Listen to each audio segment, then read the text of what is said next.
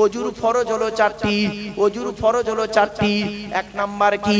মুখমণ্ডল ধৌত করা। কতদূর ধৌত করবেন দেখে নিন, শিখে নিন, বুঝে নিন, জেনে নিন। চুলের গোড়া থেকে নিয়ে থুতনি পর্যন্ত, একানের লতিকা থেকে নিয়ে অপর কানের লতিকা পর্যন্ত। যদি একটা লোমের গোড়া শুকনো থাকে ওযু হবে না, আর ওই ওযুতে নামাজ পড়লে নামাজ হবে না। আমরা শীতকাল আর গ্রীষ্মকালের ওযু করি। গ্রীষ্মকালে গরমকালে কল থেকে ওযু করে উঠতে পারছে না, মানে গরমকালে। আর শীতকালে 3 মিনিটে ওযু শেষ। ঠিক না বেটি? কোন রকম মুখে হাতে, ঠান্ডা তো হাতে মুখে লাগিয়ে দিয়ে চলে না। 2 নাম্বার হলো ওয়াইদিয়াকুম ইলাল মারাফিকি, হাতের কনুইয়ের উপর পর্যন্ত ধৌত করতে হবে। কনুই পর্যন্ত ধৌত করলে কিন্তু হবে না। ইলা মানে পর্যন্ত। জিন্স যদি এক হয়, একটা অন্যটার ভিতরে প্রবেশ করবে, আর জিন্স যদি আলাদা হয় ওইখানেই স্টপ করবে।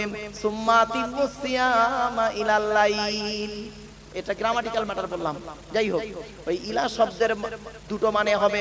এজন্য আল্লাহ পাক বললেন ওয়া আইদিয়াকুম ইলাল মারাফিকি, হাতের কনুইয়ের উপর পর্যন্ত ধৌত করবে। 3 নাম্বার হলো ওয়ামসাহু বিরুসিকুম, মাথামণ্ডল মোছা করবে। 4 নাম্বার কি? ওয়া আরজুলাকুম ইলাল কাবাইন, পায়ের গাঁটের উপর পর্যন্ত ধৌত করবে। ওযুর ফরজ 4টা আপনাদের বলে দিলাম। আমরা কোরআনকে প্রশ্ন করব, হে কোরআন তুমি বলো ওযু করতে গেলে পানির প্রয়োজন হয়, কিন্তু যদি পানি আমাদের ডাক্তারে স্পর্শ করতে নিষেধ করে কি করব? কয়েকদিন ধরে জ্বরে ভুগছে আমি কি করব?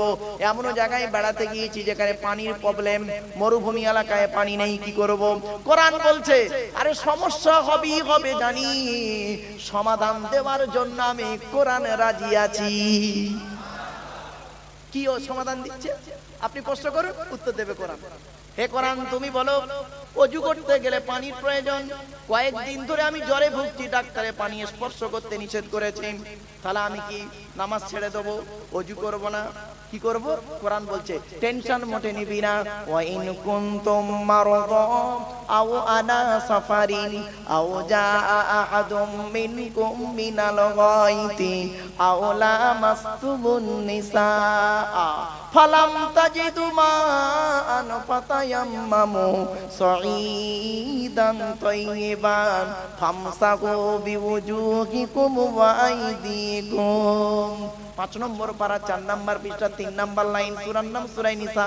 কোরআন জানিয়ে দিয়েছে যদি তোমাদের রোগ হয়, অথবা তোমরা যদি কোনো জায়গায় বেড়াতে যাও, অথবা যদি স্ত্রী সঙ্গম করো, ওয়া ইন কুনতুম মারদা আও আলা সাফারিন আও জাআতুম মিনকুম মিনাল গায়তি, অথবা তোমরা পেশাব পায়খানা থেকে যদি আসো, আওলা মাসতুমুন নিসা, অথবা যদি স্ত্রী সঙ্গম করো। এই 4টে হলো। 1 নাম্বার যদি রোগ হয়, 2 নাম্বার যদি বেড়াতে গিয়েছো সেখানে পানির প্রবলেম, মরুভূমি এলাকা, 3 নাম্বার হলো কি যদি পেশাব পায়খানা থেকে আসো, 4 নাম্বার হলো কি স্ত্রী যদি সঙ্গম করো। ফালাম তাজিদু মান, যদি পানি না পাওয়া যায় তোমরা তখন কি করবে? আমি কোরআন জানিয়ে দিচ্ছি ফাতায়াম্মামু, তায়াম্মুম করে নেবে। কিসের দ্বারা তায়াম্মুম করব? কোরআন জানিয়ে দিচ্ছে যাই তাই দিয়ে তায়াম্মুম করবি না। সাঈদান তাইয়িবান, পাক মাটি দ্বারা তায়াম্মুম করবে। তায়াম্মুমের ফরজ হলো 3টি। 1 নাম্বার কি নিয়ত করা, 2 নাম্বার ফামসাহু বিওুজুহিকুম, মুখমণ্ডল মোছা করবে, ওয়া আইদিকুম, হাত মোছা করবে। ওযুর ফরজ 4টে বললাম, তায়াম্মুমের ফরজ 3টে বললাম। আরেকটা ফরজ সঙ্গে বলে দিচ্ছি, গোসলের ফরজ। গোসলের ফরজ হলো 3টি।